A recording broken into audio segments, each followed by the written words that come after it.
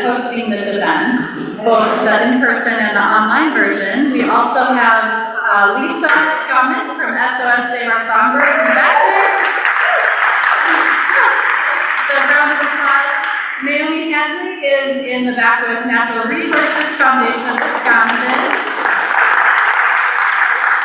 And we also have support from the Marquette Neighborhood Association for hosting. So thank you for that. And you all are here to not listen to organization stuff, but to talk about gardening. And a day like today is kind of the best way to get in the mood for this conversation, right? It was 70, it was sunny, it was warm, so I hope you all are looking forward to learning more about how our gardens and our yards can really support the diversity of wildlife, not just birds, although I know a lot of you really love birds, but beyond that as well. So we are really thrilled to have Jennifer Lazweski with us tonight. Jennifer is a really accomplished gardener, birder, has a long career in the conservation field, and is a delightful human being as well. So I'm going to pass it on to you, and if you have any questions, do you want people to ask right away?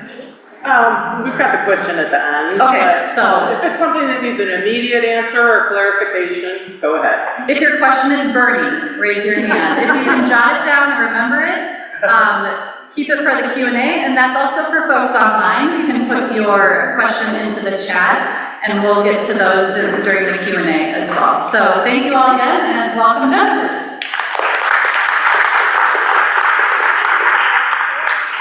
Thank you very much. It's lovely to be here this evening on such a nice day, and whether it's our third fall spring or our real spring, yet to be determined, but still feels good. I'm Jennifer Lazweski. I've been a Master Gardener volunteer for more than 10 years in the Southeast Wisconsin Master Gardener Association, and a Master Naturalist for the last 5 years, and the previous Executive Director at the Wisconsin Society for Ornithology, where I probably met some of you. So this is a topic that's near and dear to my heart, both as a gardener and somebody who supports wildlife, and especially birds. So I've been teaching people about native plants and pollinators for more than 10 years, and recently added birds into that. In the meantime, Doug Talamy came into the area and started teaching us all about insects that birds need, and so you're gonna see some shades of that in here too. But we're going to talk about pollinator gardening and how to convert that to add things that help birds feel more welcome in your yard. So we're going to take a kind of a quick look at why each of those things, then a short bit on pollinator gardening, because most people seem to understand and get that right now. And then we're going to move into what to add in and how to do that for birds. So we'll start off with why garden for pollinators. So we're talking about, pollination is the main reason. No question about that. Our general food sources that we get in stores require or benefit from animal pollinators in a lot of situations, most of our fruits and vegetables, but also in our home gardens and our local farmers. So if you have farmers in and around you, honeybees are not the answer for everything. It's actually native bees like bumblebees and squash bees that are better pollinators for a lot of those garden vegetables. But for this crowd, it's also very important native plant ecosystems, and you're going to keep hearing about that during my talk. For eons before honeybees came to North America, native bees and other pollinators have been doing the pollinating here for all the native plants. So why do we garden for birds? Well, in the last a couple of surveys ago from Fish and Wildlife, Wisconsin came out number 2 nationwide in bird watching. So we all enjoy birds. Yeah, the last poll didn't go by states, so we don't know if we held our standing but that was in 2016. But then I think everybody in this room has probably heard that birds are down and declining in population. So we need to do everything we can to support them in our natural areas, but also in our home yards, wherever they may be found, wherever they might land when they're coming through on migration. They need food and resources and shelter. So we have the original survey, and each year they do a state of the birds, and unfortunately things still aren't looking great. Even in the last one, waterfowl, who have been kind of one of the big bright spots, are also declining. So we're doing everything we can to support birds. Why native plants? Well, as I mentioned, they've coexisted with our native insects, native pollinators, for a long, long time. And that is not true for the foreign plants that come in. Sometimes they're called invasive, sometimes Doug Talmy refers to them as alien plants.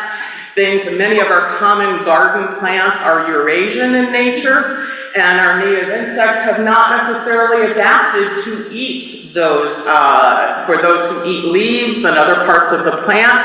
So the glory in the landscaping industry is that those plants remain perfect. Nothing chews on them. As people who support wildlife, that's the biggest detriment. So, but if you work with native plants and restore those native ecosystems, it's amazing how quickly wildlife moves into them. Even if it's just your small patch in your yard and you think it's a desert around you, they will come. I'm so sorry, I'm just gonna hide the little... Okay.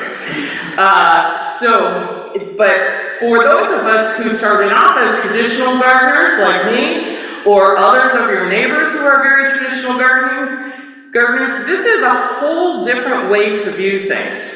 So most of gardening is focused on us and what we like to see, what we consider beautiful, how to array those plants in a beautiful arrangement of color and size and texture. But this is non-human-centric gardening. We're thinking about other species, what we're contributing to ecosystems and to wildlife, and for me it's wildly exciting. I love what I see in my yard as opposed to having this very sterile, even if it was colorful, yard. So pollinator gardens are a good start. Wildlife gardening is actually pretty simple when it comes down to it. Whatever you're trying to garden for, you're providing for the basic needs of that type of wildlife. So for butterfly gardening, which is a starting point for a lot of people, the trick we didn't tell them when we were really promoting butterfly gardening last decade is that, oh, if you have blooming flowers, bees come too. So that's a starting point for a lot of people, but it expands. So it's mostly sun-based. Most of the blooming plants and butterflies are insects that prefer to generally be in warm spaces. So it's a lot more sun dependent. Shelter is shelter from weather, wind, things like that. So leaves they can duck under, closer to walls is warmer if it's cold out, things like that. You're also talking about mostly nectar and pollen plants as their food. So that again is provided for in the blooms. And also when we're talking about host plants for other insects that do eat leaves or stems or other parts of plants, water's pretty negligible for insects. There's talk about what bees need and putting out water feeders for bees. Well, if we're in super drought conditions, they may benefit from that. But for the most part, they're going to get what they need in dew, in your sprinkler water, whatever comes in through your yard.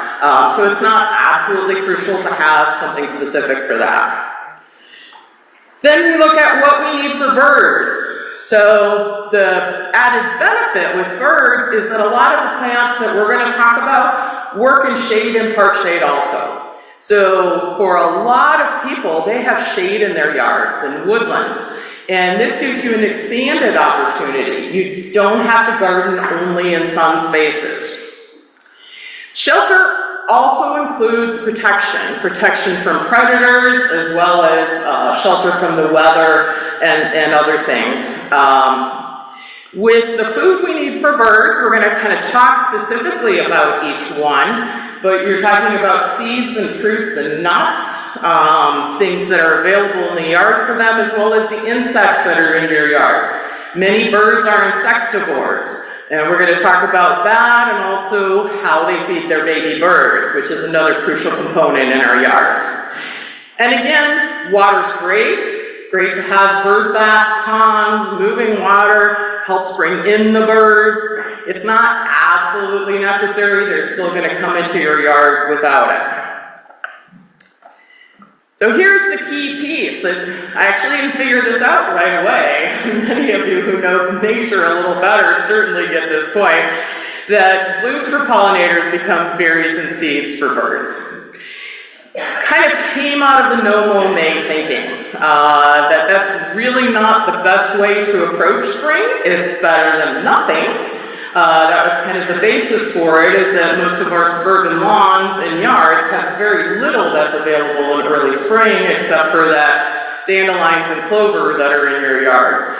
The better answer is to put in some of the shrubs we're talking about and early spring blooming native plants, so that you're providing even better for pollinators in spring. So you really get that double payout when you pay attention to some of the things that pollinators need and those trees and shrubs that we're going to talk about.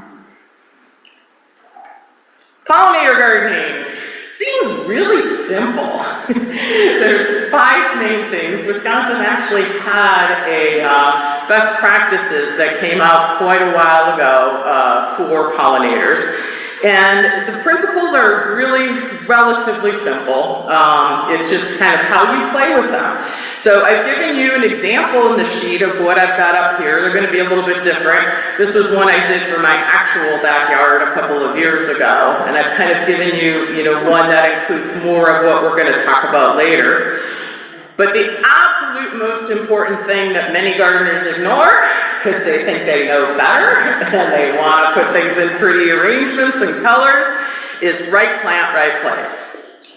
So you may have a plant that can do sun and shade or part shade, but it's going to bloom better usually if it's in full sun. So the greenery might grow well enough in part shade, but you might not have the same impact in terms of nectar and pollen that's available for pollinators. So that's kind of one factor. You're also talking about your soil and your wet conditions. With natives, one of the great things is that you're taking your soil and conditions as is and matching the right native to that. Instead of changing your soil, adapting your soil, adding lots of compost, I fell into natives because I had a section of my yard that was very, very wet in full sun. And plants just kept dying there, especially over my lovely winter clay. So that was one of the first things that I finally found, things that worked and survived in one of the toughest spots in my yard. The other thing about right plant, right place is it produces the healthiest plants possible, so that you have less need for herbicides, fungicides, insecticides. You're able to keep your yard pesticide-free or relatively pesticide-free because you don't have as many of those issues. When plants aren't in quite the right conditions, they tend to struggle, and that results in easier diseases and things like that. A variety of flower colors, which you can see from here. Generally, you don't need as much of those reds or oranges, things that are dark in those respects. Butterflies, for example, can see the full spectrum plus ultraviolet light. Bees cannot. Bees see things that are red as black, so they know they're still there. They can still smell them or use their chemical receptors, so they're not going to ignore a juicy red salvia, but it's not where they're most likely to be. So most of your pollinators prefer things in that pastel range or blue-purple, pinks, violets, and white. at least 3 to 5 species of flowering plants in bloom at all times. That's your minimum. You're really looking to have continuous blooms with lots of overlap. The chart I have here and what I gave you, the best information we can get is usually what month they bloom, but they might not bloom for that whole month. They might bloom for 2 weeks of it. They might bloom in part of one month and part of another month. When conditions are very dry, they will bloom shorter periods at weird times with the way our springs have been. So you can't absolutely rely on they're going to bloom at exactly the same time for exactly as long every year. But this also includes everything in your yard. So it includes your fruits, your vegetables, your herbs. It's good to leave some of those to flower. Some have taste affected, some don't. But they are havens for beneficial insects. With the very small flowers they have, a lot of the blooming herbs and small bees. So they're a wonderful thing to have around, in addition to your perennials, your annuals, shrubs, trees. So all of it counts. And you can kind of see the bee populations move around depending on what's blooming, below, above, and at the level that you're seeing. Incorporate native species, easy one for this crowd, but not always appreciated by the public. And then avoiding invasive plants, weeds, and highly modified cultivars. So take something like the coneflowers you see in the garden center. You find orange and red, besides the usual purples. Most of those struggle a lot in winter and can be very expensive, so you're also doing yourself a favor, besides the bees, if you're sticking to fundamentally the natives or the very close cultivars.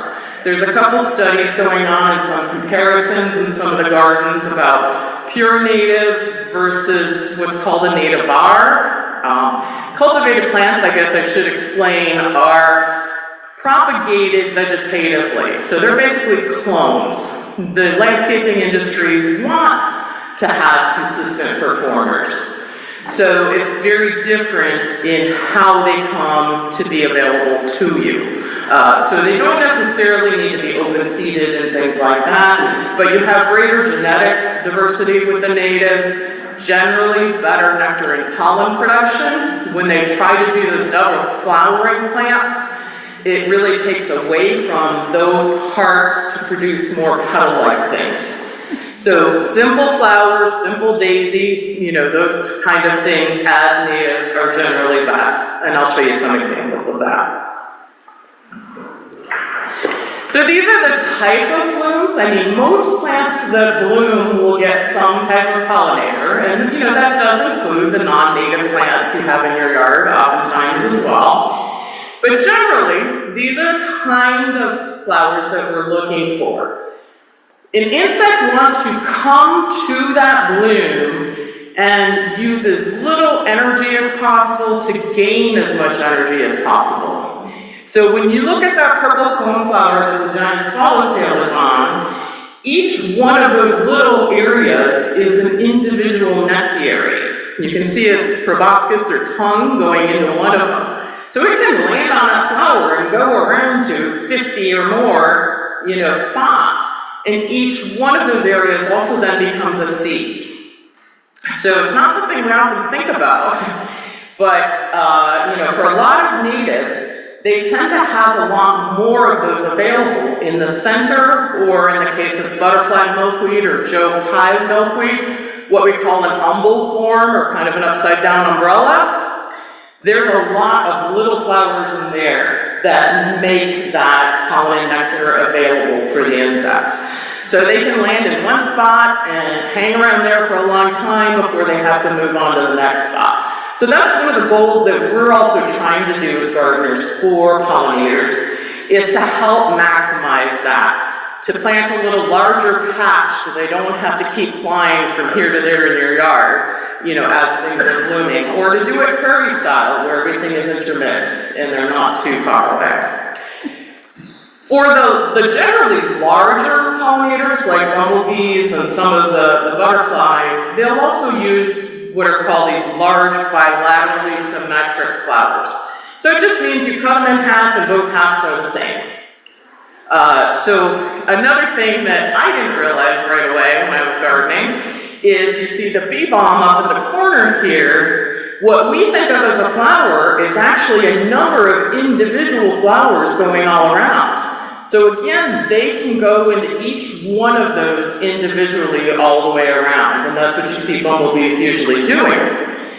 So most of them have longer tongues, can go further in. They have weight that can take down the lip of a flower, like on that great blue lobelia, or famously gentian flowers. So they can access things that not all other bees can. So that gives them a little bit of an advantage in feeding. There are bees, even large bees, like the giant carpenter bee on the fuchsia monarda there, that have short tongues. So they will carve a hole closer to the nectar and do what we call nectar robbing. So carpenter bees are famous for this. And then other bees can take advantage of that. So I sometimes see honeybees using that, but most importantly, that's one of the key field signs for federally endangered rusty patch bumblebees, is that you see this whole field of monarda with bumblebees everywhere. Most of them are going around the outside sides of the flower. Right on top are the rusty patched. So that's one thing you can look for if you're ever out in the field trying to spot some. Other bees are specialist bees. And this has come into prominence with some of the work out on the East Coast, kind of Delaware area, where Doug Talmy is also. I think Jared Fowler is one of the big people, and I think he's the person that wrote this particular article. Specialist bees are mainly associated with specific plants. So if those native plants are not there, the bees can't be there. They may use some other plants, but it's also a big deal with climate change and other changes, doing that synchronicity between when they are out and when their plant is available. So there's a bigger push when you're planting for native bees to plant for the specialist bees. They need those, and the generalist bees can either use these same flowers or use other flowers, and comparatively, they'll be fine. So Minnesota has launched a big project the last couple of years, and I think they're at 450 species I'm counting, or something like that. So I don't have my specific bee slides here, but in Wisconsin we're estimated to have 400 to 500 different native bee species. So that's an unbelievable number. Most people don't understand that. There's about 20 species of bumblebees here, and honeybees are all one single non-native species. Just my quick plug for anybody who wants to get into bumblebees. We have a great program in Wisconsin. The DNR has done a tremendous job with Bumblebee Brigade in getting a lot of community science volunteers. You can post photos. They ask you to take your best guess as to what the species is. They also give you field guides and a lot of training, both online with videos and on the website, for what different species look like and where they can be found in the state. This year, observations are going to move over to the National Xerces program at Bumblebee Watch. So if you've done it in the past, they're posting information about that, but the training materials, as far as I've heard, will still be on the Wisconsin site. So moving on, how do we do both of these things? We understand pollinator gardens, like prairies, generally in sun, but what do you see that's different in these pictures? The first one is the pollinator garden at the Milwaukee County Zoo, which I tend to as a master gardener. In the middle, we've got one of the UW Arboretum native garden areas. And then close to my heart, where I work on the board at Ware Nature Center in Milwaukee County, that's the prairie out there. So you're seeing not just the pollinator plants. When you're talking about adding birds into things, you need more than that. It needs to look more like nature, with those trees and shrubs and vines that you're seeing in the background. So what you're doing for birds and for other wildlife is you're really building an ecosystem. You're looking at how to layer that, how to create larger habitat areas, which is what Doug Tallamy explained in his first book, Bringing Nature Home. And you can work with your neighbors to do that. You don't have to have every single thing in your yard. This photo you see of one side of my backyard, all those trees you see in the back are actually in two of my neighbors' yards. The neighbor behind me has a hedge. The neighbor behind me has the fountain that the hummingbirds go into. So, you know, you can talk to your neighbors, you can work with them, you can look at who's got what kind of trees when you're trying to figure out what to plant. So you can create this cooperative habitat in your area. Find room for insects. You'll hear me mention bugs, bugs, bugs. But that's really important that you have no pesticides in your yard, so there are more insects there. And also we'll talk a little bit about how to help them as they overwinter and make homes for them in your yard. Learn to live with imperfection. And I think imperfection is perfect. That's the way we should all be. You know, people got all, you know, worried about what's chewing their plants in my regular master gardener world. And that's a perfect sign of success when you see things being chewed. And it's rare that they're going to chew everything. Usually it's just a temporary situation. And, you know, here I've got all kinds of plants flopping all over the place. I don't fence up my natives. I don't prop things up. Because that's, you know, there's a lot of things under there and around there that are sheltering in there, whether it's during the day or overnight. All that mountain mint flopping in the front is full of ambush bugs, ready to go after whatever, you know, we don't want in the yard. So it's really about creating that messy habitat.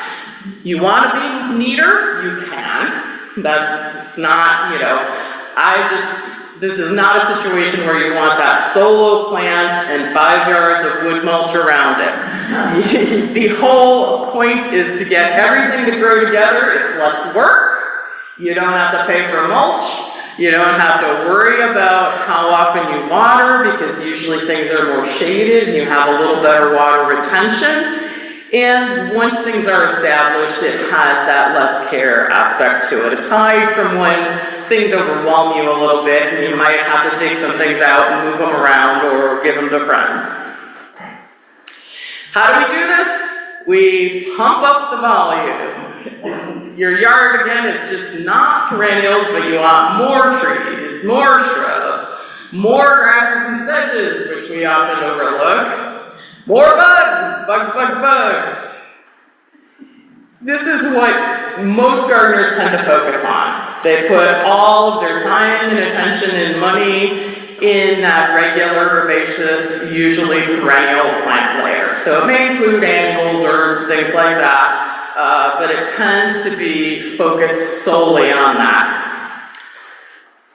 Birds, though, need the higher layers, want the higher layers, especially if you want them hanging out in your yard, providing areas to nest, areas to sing, and they really like that staggered progression from tall trees to smaller trees in the understory, or tall shrubs in that understory, and then other shrubs. So before you get to the perennial plants, there's lots of places to go up. It also helps with that shelter factor.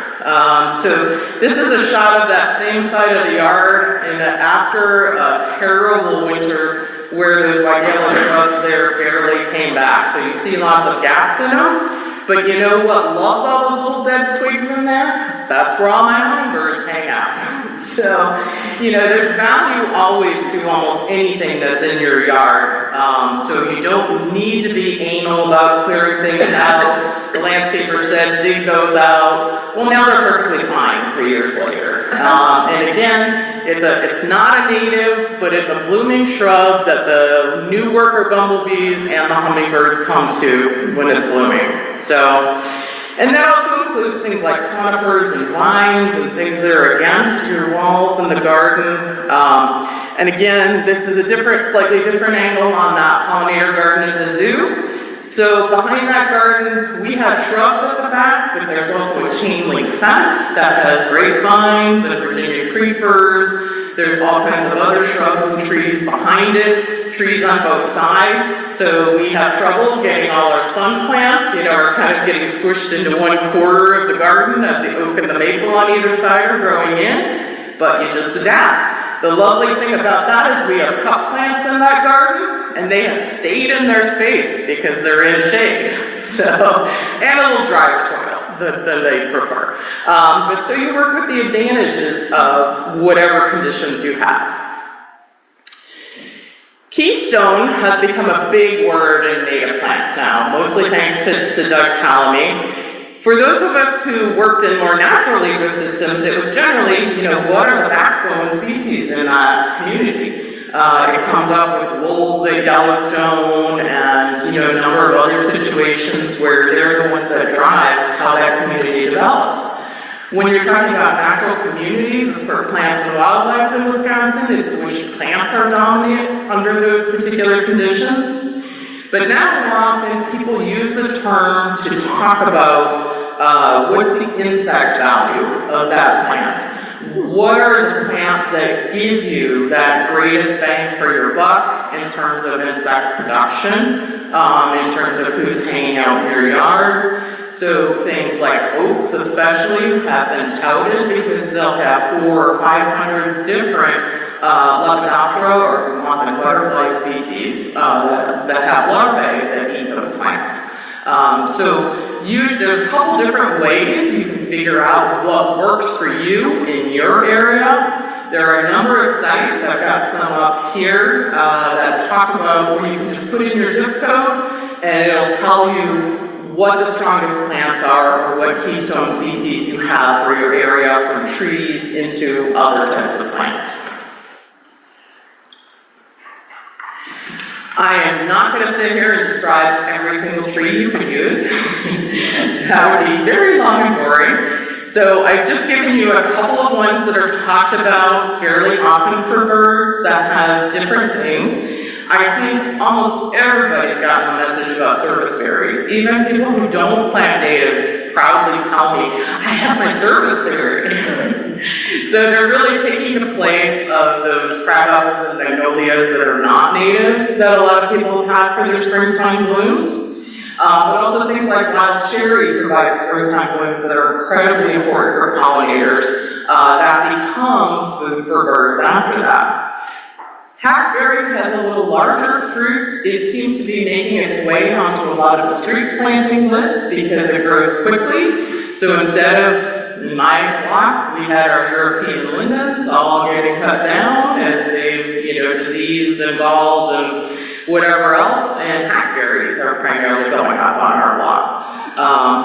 Hawthorns are another one that can be really great because they have those big thorns, so that gives birds a place to duck into and hide out and nest where they don't have to worry about predators as much. Conifers are often overlooked. They can get big and take up a lot of space in your yard. There's no question about that. But I think their value for birds is incredible. I don't know how things are in Madison, but in my area, we all had those blue spruce trees that were planted in the front yard, too close to the house, and eventually they get so big everybody had to cut them down. But when the last one in the neighborhood went, the bird population completely changed. So even though it's not native and they weren't the right tree to be where they were, it helped point out the value of having those trees where there's shelter and nesting and food of all sorts. So I really think hard when you're thinking about what trees you have in your yard about adding some of those conifers. So the great thing is, things like junipers, you don't have to go full red cedar. I could never fit that in my yard unless I wanted to repeat my blue spruce experience. So, this is in my yard more of a, smaller juniper that's more of a landscape. You can go low growing, they still have berries, they still provide shelter. And the nice thing is those big red cedars, a lot less likely to get eaten by deer than the arborvitae that everybody has that end up being capped at the bottom as the deer eat all the leaves down there. For shrubs, just a couple of examples. Again, the great thing about these is a lot of them will take shade or part shade. They will work in wet spots, some of the spots where you can't get other things to grow in your yard. If you've got that corner, that's super wet where you can't get anything to work, and you got the room, put in an elderberry bush. You will be delighted at what you see. Both the bees that are on the blooms and then all the birds that follow, like this catbird in one. In the middle is chokeberry. It has beautiful blooms and the leaves turn red in the fall. I do have a cultivar in that one, I'll admit. You've got several kinds of dogwoods closest to the words there. Some of those turn red in fall. So there are ways to replace the non-native shrubs that people use for seasonal interest as well. Those are the berries from silky dogwood, which doesn't necessarily have to be in wet spots. It can benefit from it, but it turns beautiful different shades of blue as those berries are ripening. They also come later in the cycle than a lot of the other dogwoods. So even within a species, you can look at when they bloom, which helps also tell you when they fruit.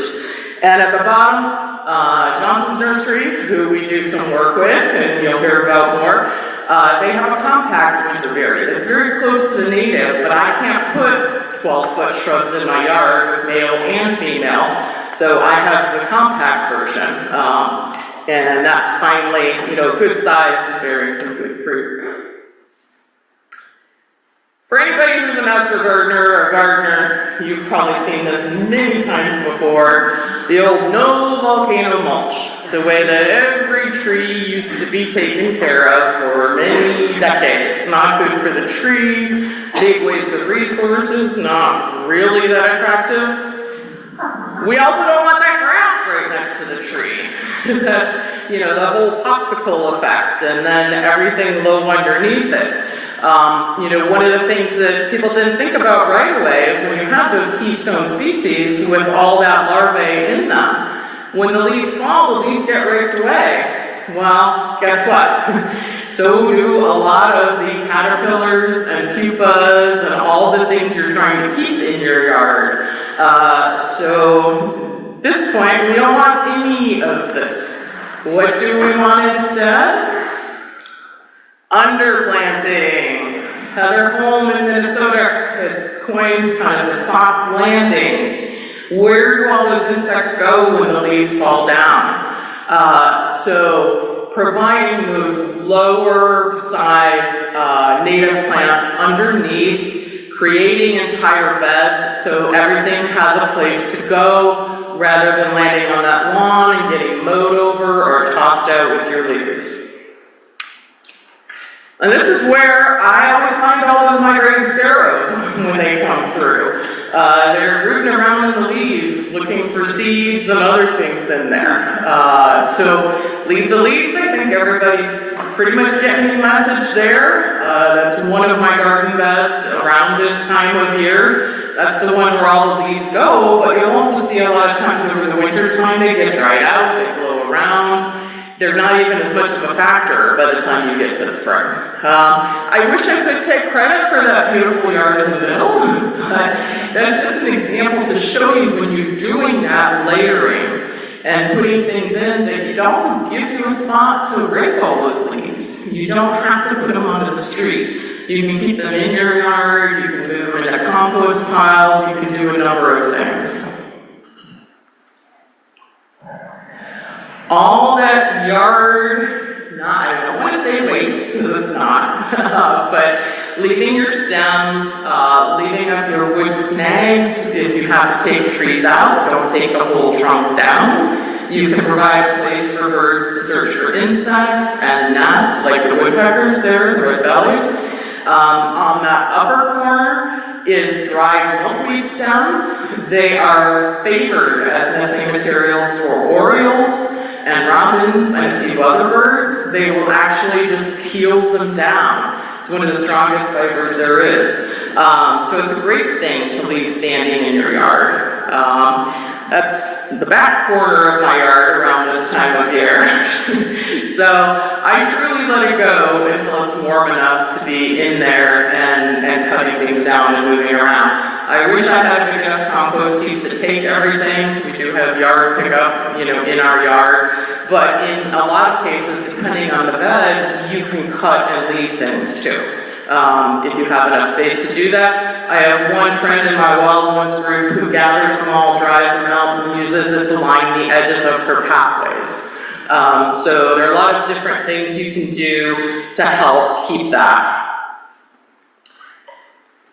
With food for birds, we're really looking at what their annual cycle is and how we can provide that and what they need when they need it. So right now, we've got everybody coming north in spring. There's a long migration. They're looking for those quick carbohydrates that are going to give them energy to keep going through.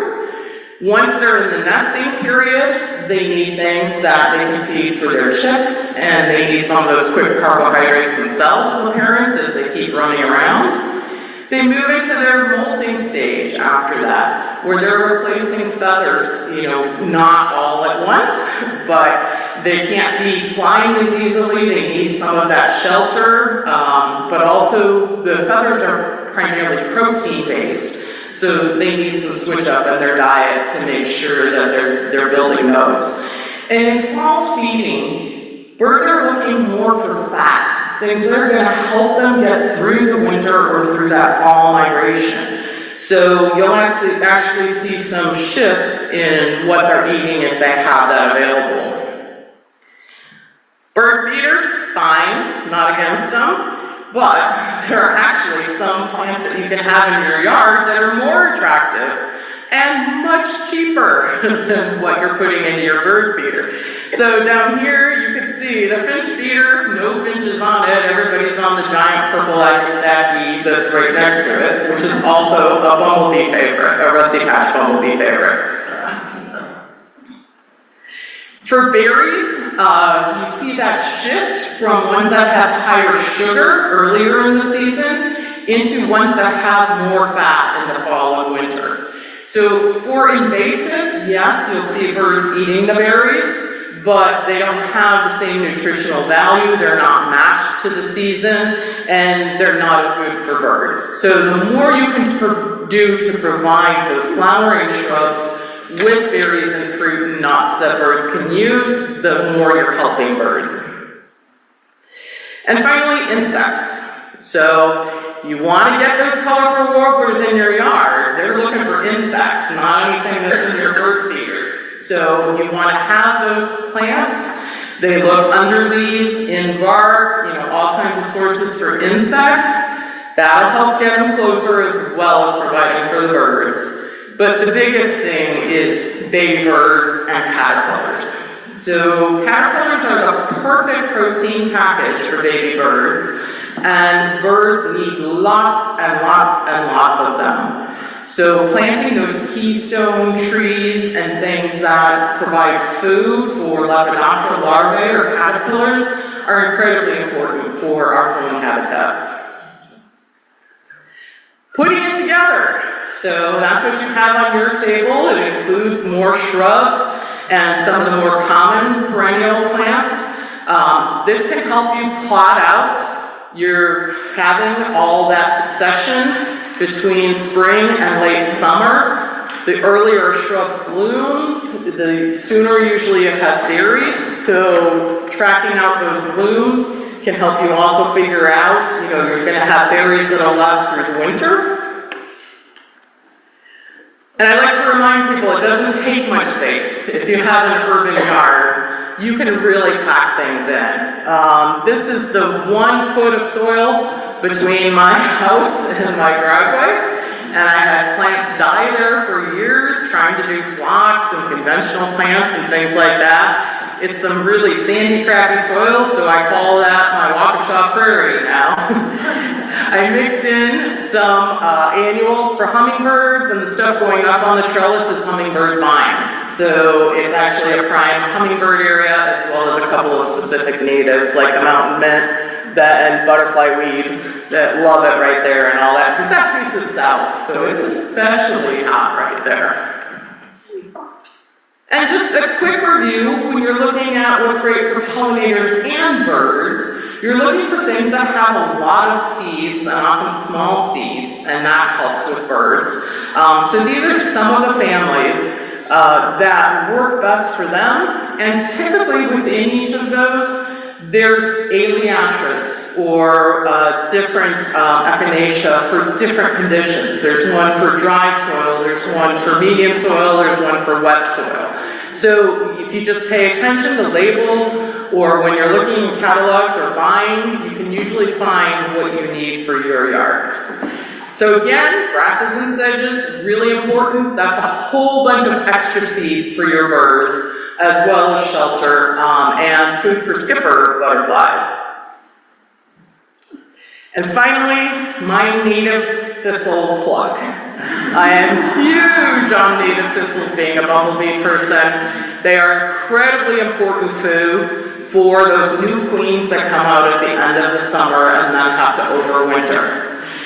Also, goldfinches on them like crazy, and every insect in my yard, including the monarchs that are coming through and roosting on the monarch trail, are on my native thistle, over and above everything in the yard. So if you work with a friends group, if you're doing any restorations, if you have any room in your yard, please put them in. Once you spend a little time, they're pretty easy to identify versus a lot of the invasive thistles. And real quickly, there are some annuals. I do a lot of container planting for hummingbirds, and there are some things that actually develop into food that birds use, like that millet plant. They're usually ornamental, purple or gold leaves, but it actually produces seeds that the birds eat. Not to mention all the specific things for hummingbirds. Buy native plants, please. So the group here that's sponsoring this, SWOPA, has their native plant sale that just opened up, and they work with Johnson's and get some of the proceeds from that. You'll also see in the bottom corner, our Wild Ones group has a sale on premises all of June, and if you are a Wild Ones member of any chapter, including around here, you get a 30% discount. So that's a way to get your trees and shrubs. They specifically put out a whole bunch of larger oak trees, things like that. So I work to co-manage the Friends of Ware Native Plant Sale. Our pre-order is still open, unlike the Arboretum, but you do have to pick them up in Southwest Milwaukee. There's also a weekend sale on May 30th and 31st. And then, of course, the biggest one anybody I know knows of, the Arboretum sale, which still has their tent sale coming. Thank you very much for your time and attention. I truly appreciate it. And I think we've got a few minutes for questions.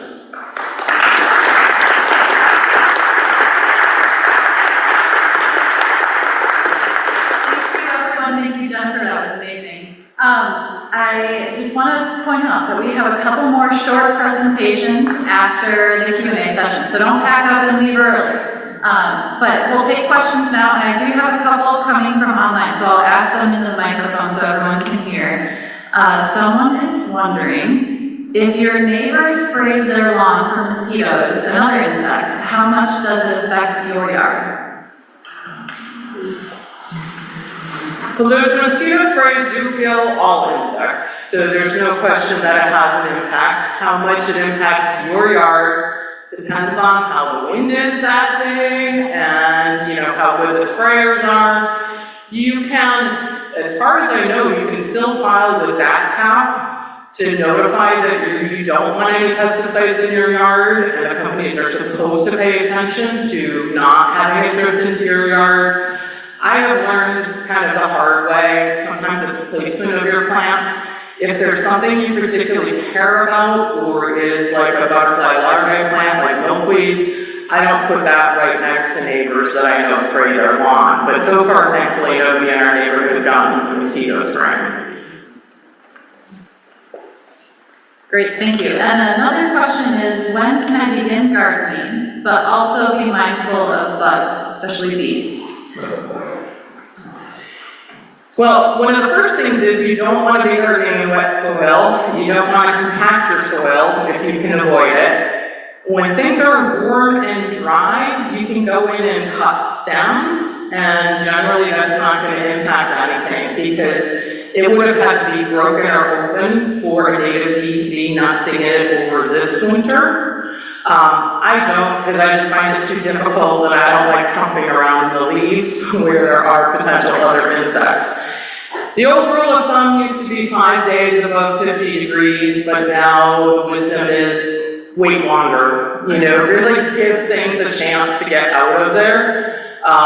And so it's, you know, it's kind of a matter of personal preference when you feel comfortable about that. Sometimes my schedule just doesn't allow for anything to happen until later in May. I'm too busy chasing birds on the weekend. So, you know, you have to kind of work with your priorities. Also, I have worked with the zoo garden, the state fair garden that we maintain on the DNR grounds for master gardeners, my own garden. Especially with natives, they come up perfectly fine when the leaves are there. The COVID year was a fabulous test of that. We couldn't get into those places until July.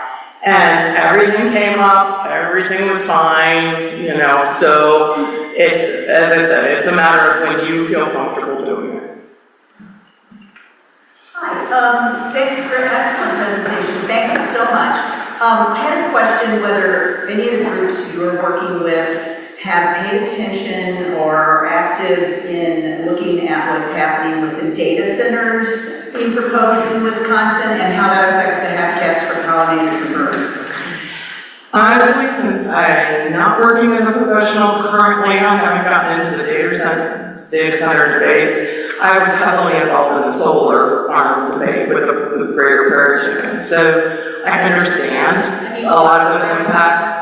Yeah, so not offhand because it's been such a huge issue to tackle. I have not talked to people at the Lake Michigan Bird Observatory because they're based out of Port Washington. For a lot of groups, it's very difficult to get into the politics, even though it is habitat protection. So it's just going to vary from group to group. But we always hope that scientists and habitat people will contribute to these debates to really provide a stronger basis for them as well. Yes? Jennifer, what's the best way to determine what soil conditions you have in the yard and the moisture level in the different areas?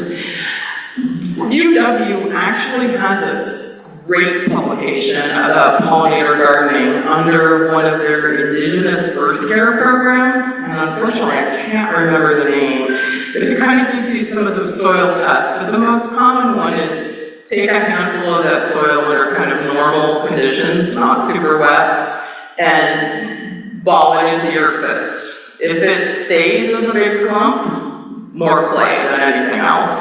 If it's still kind of what we call loamy crumble, you know, that's great soil. If it sifts through your hands, you got sand. So those are kind of the three basic ones. The only way to improve sandy soil is organic matter. And it's the same thing with clay. Do not try to combine thinking clay will lighten up with sand, because you'll just end up with cement. You do sometimes maybe need to add some compost or organic matter, you know, but you can also search out those plants, like purple coneflower is a great one as a clay buster. And over time, you know, that will work its way down. Anything on this side? Yeah, do you have to buy the plants and put them in? What if I have some land and I just leave it alone and let it? It all depends on what you have there. The question was, can you just, if you have land, can you just leave it and what's there already, let it grow? The most common thing we've had happen, especially in wooded areas, is everybody has buckthorn. And if you do not manage that, it will choke out everything else. It has what we call liliopathic properties that repels other plants, aside from, the growth and the shade that it provides itself. So, if you have a great native woodland, it's possible you can take out the buckthorn and everything else will come back. But I think what we found with most kind of neglectful landowners is that the invasives are just too strong right now. So you have to understand what's there before you decide to do that. Yes? Are all the trees liliopathic? I think they have a different name for that juglans. I'm not sure if that's what they call it, but yes, it does prevent many other plants from growing there. So you can find lists of certain plants that will grow with it, but almost anything under an established tree. You have to work with smaller things that you don't have to dig as deep, either seeds or, kind of more plugs, smaller things with that kind of situation. Or you put something into a container, and that includes native plants, and put it under there instead. If it's someplace you can water, that's always the key with containers. In the back? Yeah, have you ever had a problem with creeping bluebell and you have how do you deal with it? Yeah, if you're talking about the creeping bellflower, the invasive native, that along with bishop's weed are the two that are the most difficult once they get into a garden bed. I mean, creeping Charlie is pretty bad too, but generally that you can pull out. You just have to keep after and keep after. We do that in the zoo garden. We have people who come in every week and dig out every leaf of bellflower that they can find, and we're still not done with it. So, it's one of those you just do the best you can, and it's really difficult because that's one of those, that's the tall one that has a little purple flower, not Dave's rocket, but the other one that everyone thinks is really pretty and brought it into their yard or let it grow in their yard. Again, it's a non-native invasive. One more? You may. Well, thank you. Oh, wait. Go ahead. I have a lot of black walnut trees. Are they that prairie plants or native plants? Another question about black walnut trees and whether they're bad for prairie plants. Well, there are savanna plants that do okay under trees in shade, but most prairie plants don't do well, just on the shade factor, aside from the walnut factor. So I would recommend planting a prairie in a yard that has several walnut trees.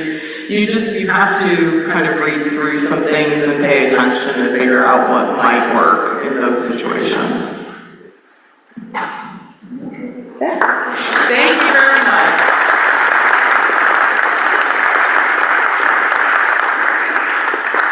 I'm going to switch slides really quickly. Okay, great.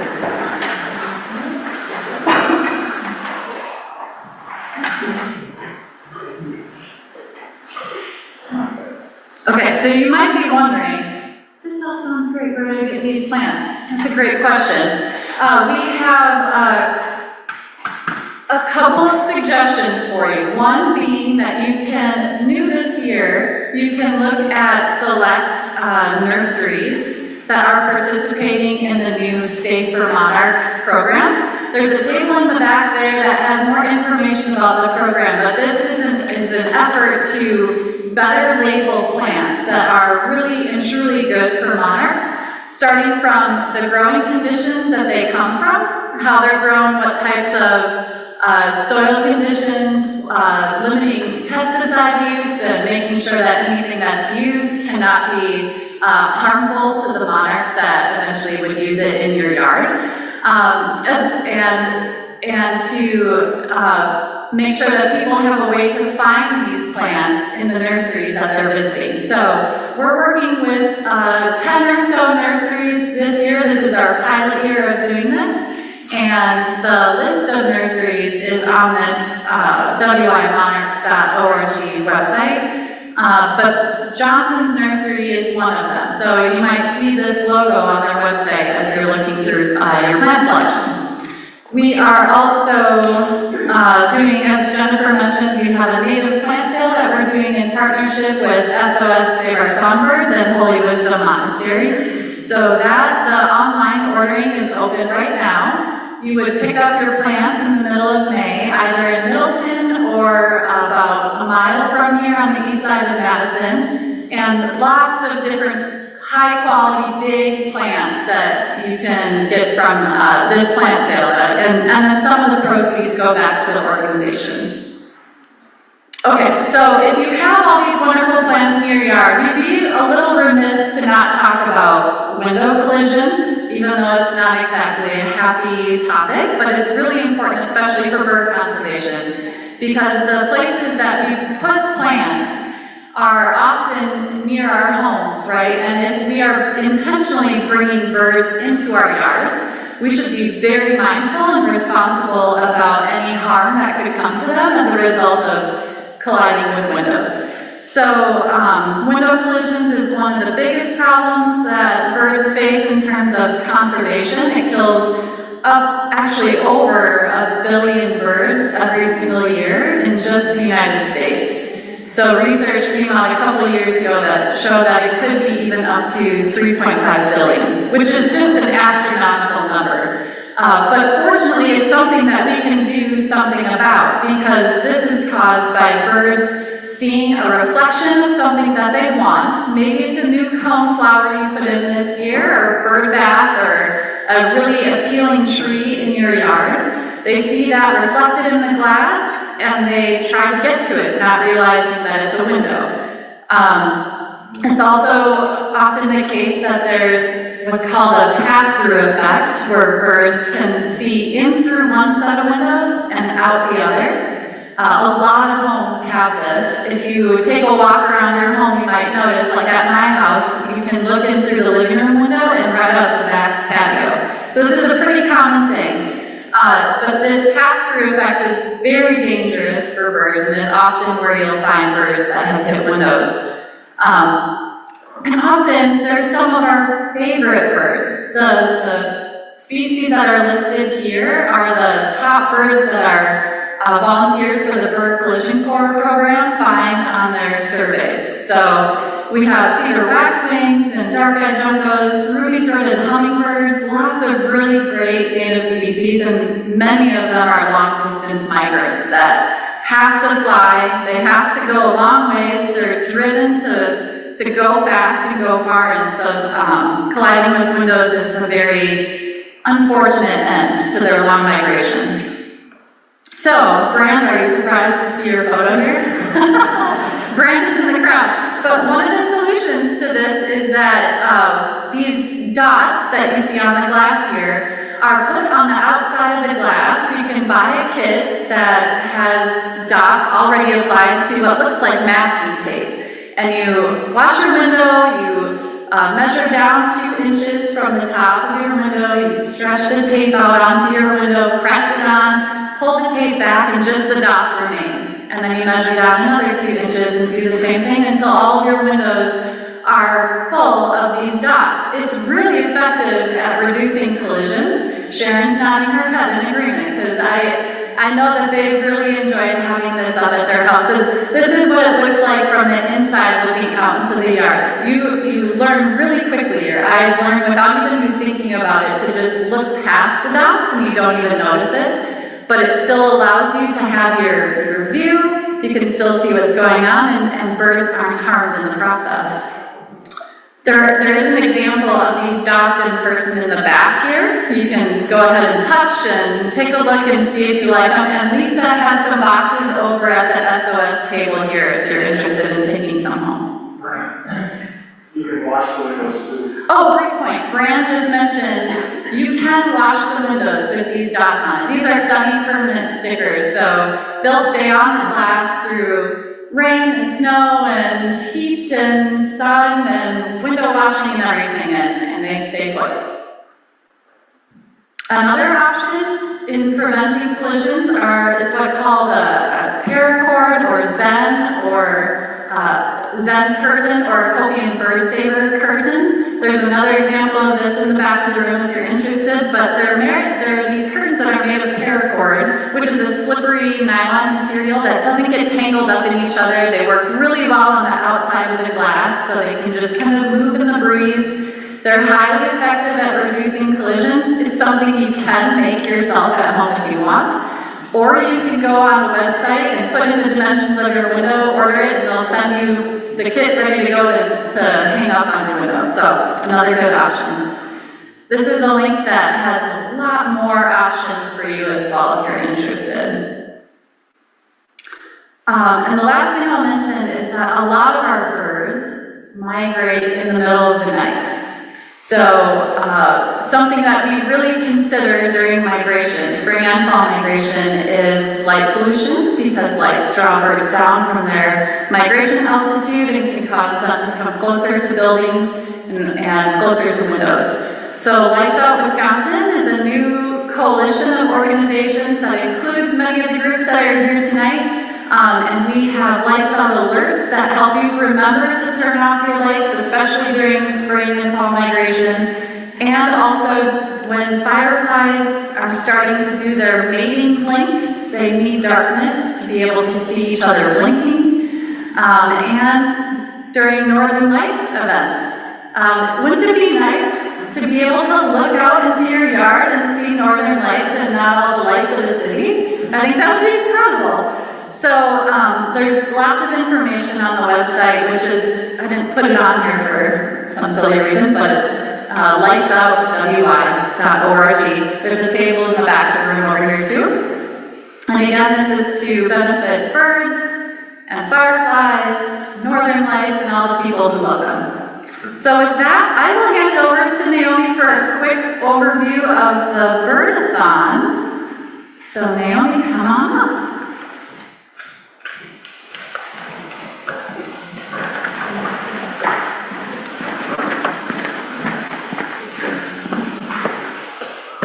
All right, hi everyone. I am the final act, so just hang with me here. My name is Naomi, and I am from the Natural Resources Foundation of Wisconsin. I'm here to talk about our Great Wisconsin Birdathon, which is the largest bird conservation fundraiser in the state. Just a quick overview of the Natural Resources Foundation. So we were established in 1986. Our mission is to help protect our land's waters, wildlife, and lands by providing strategic funding, leading conservation partnerships, and connecting all people with nature. We are able to grant out over $1 million annually for conservation projects. Our signature programs that we're most known for is our field trip program that we actually just launched registrations today, very exciting. We're usually offering over 280 trips all across the state for that program. And then the Great Wisconsin Birdathon that I'll be talking about today. We work closely with our partners to catalyze conservation across the state. And if you want to learn more or become a member, you can visit wisconservation.org. All right, so about the Great Wisconsin Birdathon, it is just like a walk-a-thon or like a jump rope for a heart, but instead of counting miles or you're jump roping, you're counting your bird sightings. How, when, and where you go birding is completely up to you. It can be in your backyard, it could be out in a state park, it could just be on a hike. We have teams that sign up and then they fundraise by collecting donations from their friends or their family. Their family can pledge either per bird species they see, or they can just donate a lump sum for bird conservation. And a cool aspect of this is that school clubs, nonprofits, bird cities, friends of groups, things like this, they can keep 50% of their total funds raised to put back into their local projects or initiatives that they need funded. All right, like I said before, it is the largest fundraiser for bird conservation in the state, and we've raised $1.2 million since it was launched back in 2012. It's a great way to just get outside, see birds, learn more about Wisconsin, and connect with other birders that you might not have known your friends like birds. All the proceeds go to our bird protection fund, which supports the highest priority conservation projects for birds. Like I said, it's highly customizable, so you can bird your way. You can choose to go out for one big day for 8 hours and see how many birds you can see in that one time. Or we do have teams that elect to bird every Monday, or all through the 2-month event, they can bird just from their backyard as well. So it's completely customizable, and it takes place between April 15th and June 15th to capture the peak spring migration for the birds. This is just a little overview of last year's statistics. So we had over 620 people across the state out logging their bird sightings. We were able to raise a record-breaking $127,000 for last year's projects, and we had 14 priority projects funded from that money. We had also a record-breaking number of teams last year. We had 91 different teams. 10 of those were classroom teams that range from like kindergarten classrooms all the way up to like university environmental clubs and things like that. And then we also had 23 organizational teams that was made up of other nonprofits like the Southern Wisconsin Bird Alliance that put, looks like $23,000, yeah, it's like $23,001 or something that they put back into their own projects that they had on the dock. I know a lot of people might be a little intimidated if you're not an expert birder. That's completely okay. There's a lot of phone apps. All right, I'm racing against time. That'll work. Oh, perfect. Thanks, Brenda. Okay, yeah, there's lots of phone apps that you can use, or if your computer has a microphone, you can set that up, and when you're just sitting outside in nature, it can hear the birds that are around you and help you identify them, and then you can go look for them. And those apps we also recommend you use so that you can be a part of community science and submit your bird sightings so that scientists can keep track of where the birds are for migration. If you can't commit to a full day of birding, like I said, that's okay. It's so customizable. You can choose like a morning of birding or just turn birdathon to, your own weekly activity. And if fundraising is uncomfortable for you, that's not a problem at all. We really just want to connect people with the outdoors and the beautiful world around them. I did provide this slide, it's just kind of some examples of projects that received funds from last year's fundraising. So we've got endangered bird conservation with the DNR. We have SOS Save Our Songbirds community outreach programs, along with the Southern Wisconsin Bird Alliance. We did funds to look and crane reintroduction, bus to nature program with backpack learning. That was quite cool. Especially to see the pictures come back with all the kids getting outside too. So that's just kind of an example slide so you can kind of see the projects that are funded through your efforts as birders. This is just a sample. If you did sign up to be a birder with Birdathon, you get your own personalized fundraising page where you can customize your cover photo, your story about why the birds matter to you, why you're fundraising for them. It gives your donors a nice kind of meter there to see how far you've gone and how far you have to go. And then there too, you can update with your bird lists so that your donors or supporters can see which birds you see. And I have an example of that up here. This particular birder, she put a link to her eBird checklist as well so people could see all the birds that she saw during that outing. There's a super simple button too where you can invite people to donate right to your page, and then you can say thanks to them right from that platform as well, so it's super efficient. Also, I wanted to take this opportunity to plug one of our really popular campaigns that we do throughout the year. It's Fat Bird Week that we do in partnership with SOS Save Our Songbirds. Basically just to bring awareness to our chunky birds that we need to put on fat for migration. They need all that energy and warmth as they make the long trip. Basically, Fat Bird Week runs May 8th to May 15th, and every day you go on and bracket style instead, we have 8 photos of really fat birds that go up against each other head to head, and you vote which one's your favorite. And at the end, we crown our fat bird of the year. Along the way, you can learn ways to keep our birds healthy and fat. Things like protecting your windows from protecting birds from your windows, or planting native prairie plants, all these things. There's a lot of education with this program as well.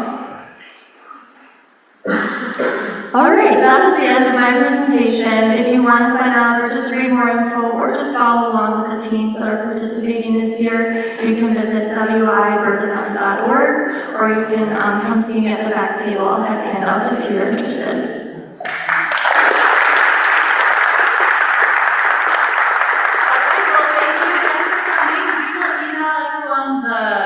Handout that you got tonight, along with some links that Jennifer provided in her presentation.